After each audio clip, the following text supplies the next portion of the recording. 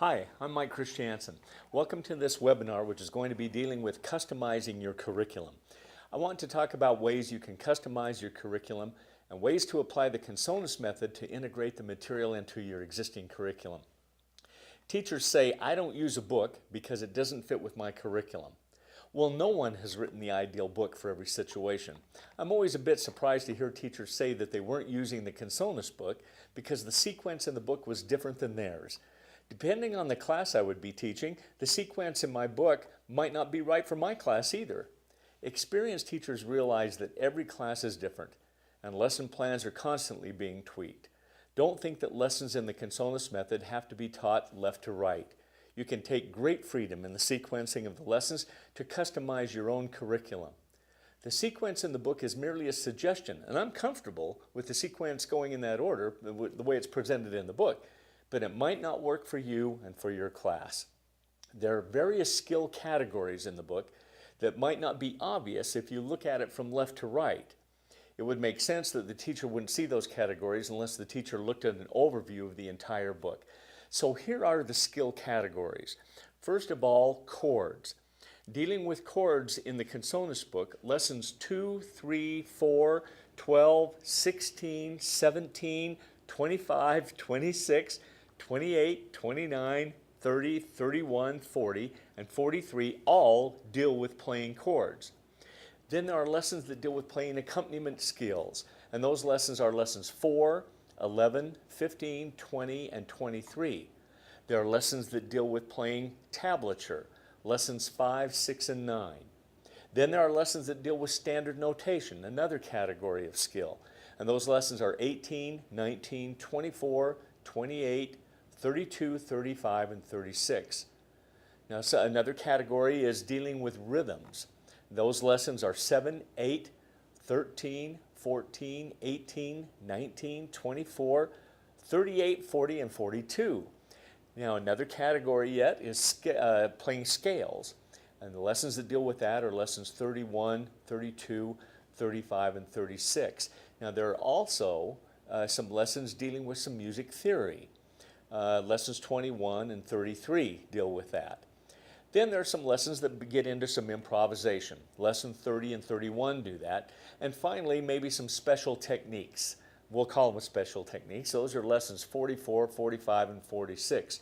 Now, this table of skill groupings, including related lesson numbers, is available for you to download from your teacher's account in the Consonus online learning site. If you don't already have an account, you can register for free at cmilearn.org.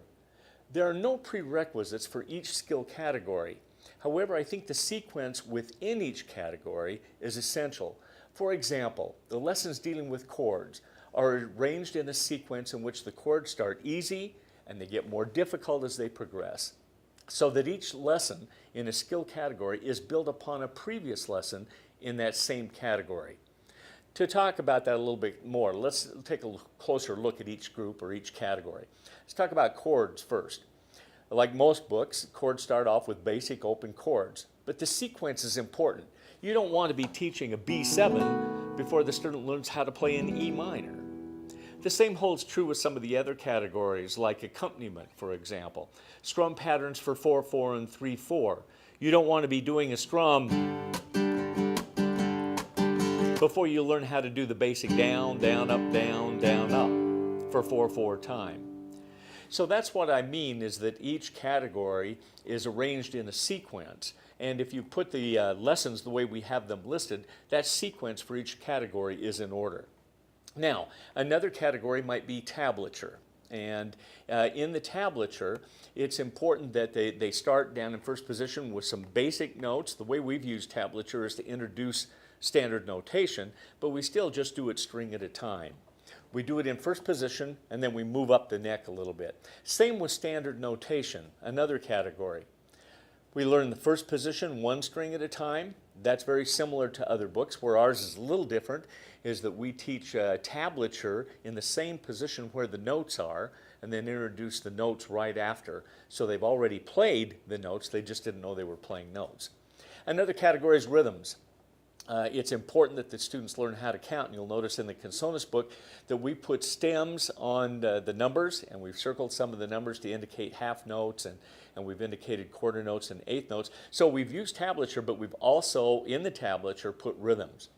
And it's very basic, and then it progresses through some of the other rhythms. Another category is scales. We learn first position major scales, and then maybe a pentatonic scale.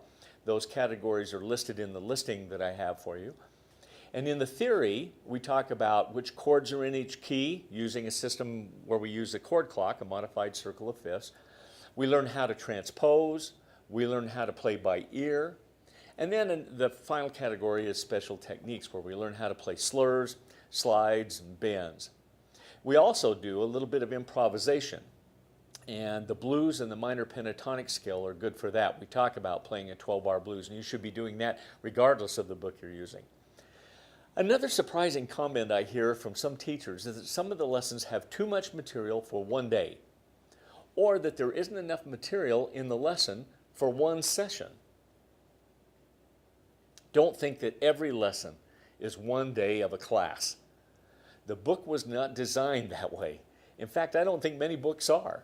You can sometimes spend many days on one lesson, and some lessons can be done in a partial session.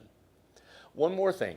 Don't be afraid to supplement the material in the book with your own material, like exercises and tunes. The Consonus site is set up so that the teachers can upload lesson material and have it available for their class, so you can customize your lessons that way.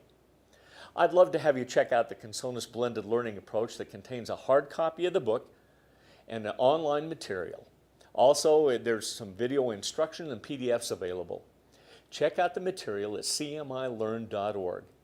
Regardless of the method you're using, I encourage you to consider arranging the material in the book you are using to customize your curriculum. Thanks for joining me, and I look forward to seeing you at some future webinars. At Consonus, our primary goal is to assist guitar teachers and raise the quality of teaching. If you have questions or topic suggestions for upcoming webinars, please contact us at cmilearn.org, and please consider joining us for one of my many teacher training workshops that we'll be conducting around the country. You can find a listing of those workshops on cmilearn.org.